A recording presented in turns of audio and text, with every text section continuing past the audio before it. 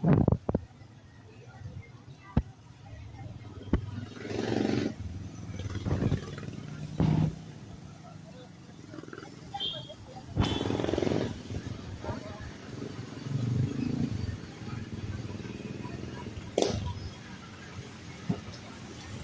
kala no, binibenta.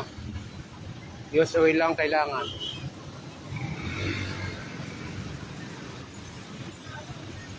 Pwede na siyang makaluto.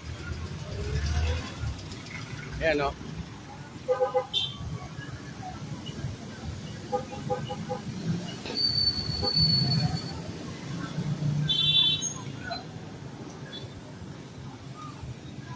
Nakatipid kayo dito. Magkano lang yung use oil. Pwede rin nga hingin sa mga kaibigan nyo.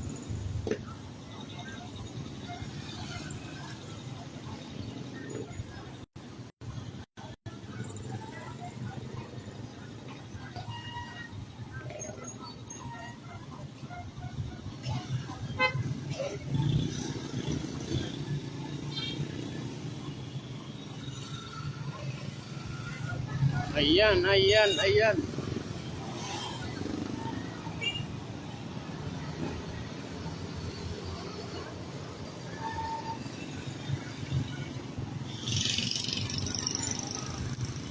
Nagbebenta nito kaibigan ko. Nandito lang sa Pasiglahan. Sa may M Primary Pharmacy.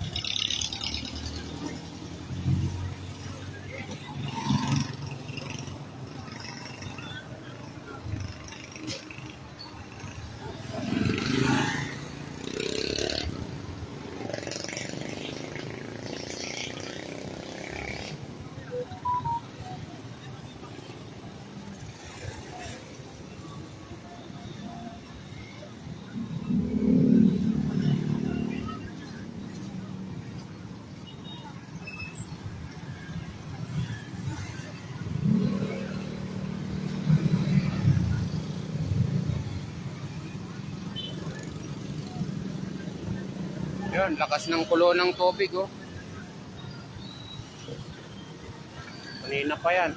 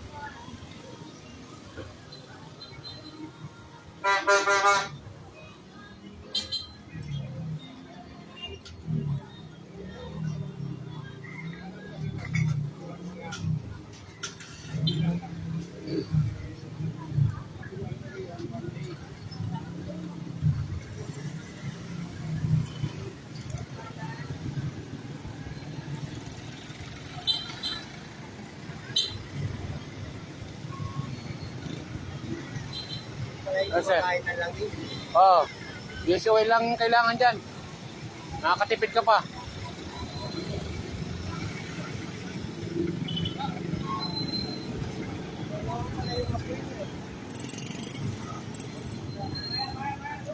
Pero matagalata mo. Ha? Matagalata mo. Papahingi. Hindi, madali lang. Kasi pag nagsindi ka, ano lang, siguro mga 1 minute, pwede mo na siyang isalang yung ano. Wag mo lang siya, kagad isalang pag nakasindi, kasi mamamatay siya eh. Kailan painitin mo muna. Kahit 1 minute. Ay, lagayan ng langis yan. Eh, yun. Ayaw. Oh. Saan? Tapos pag control dito, pag na ano, ba papunta na dito, ibuksan mo lang yung ano, yung may bukasan eh.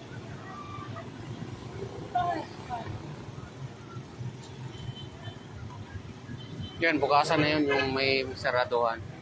Ayun. Hmm. Kabali na ako din eh, ganyan anong binili ko eh. Nakatipid din ako sa ano eh, sa gas kasi pag super kalan, dalawang linggo lang, ubos na. Eh, depende pa yun sa lulutuin mo, kung lagi ka nagluluto, baka isang linggo lang. Salinan ng... Oo, salina ng langis yan, yan yung may takip na yan. Ah, ito. Oo.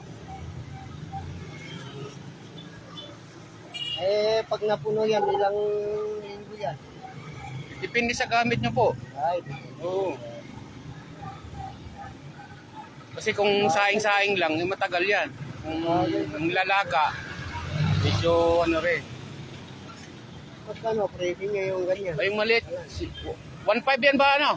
Bro, 1.6?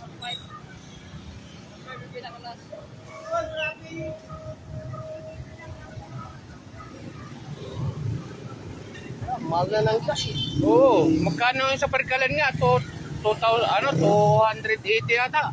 Bibili ako ng used oil sa gasoline station. Ano lang, 50 lang yung used oil. Oo, makakamura ka talaga. Di ba? Isahan lang din ang pagbili mo dyan eh. Kasi kung usual eh, kahit mo na pwede mo nang humingi sa mga kaibigan mo eh. Oo, yung mga pinag-state oil. Oo.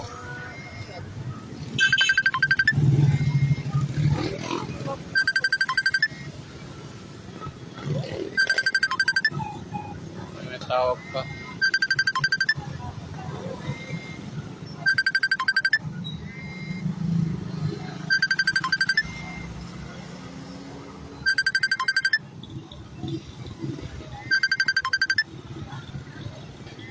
Nag-live ako bro.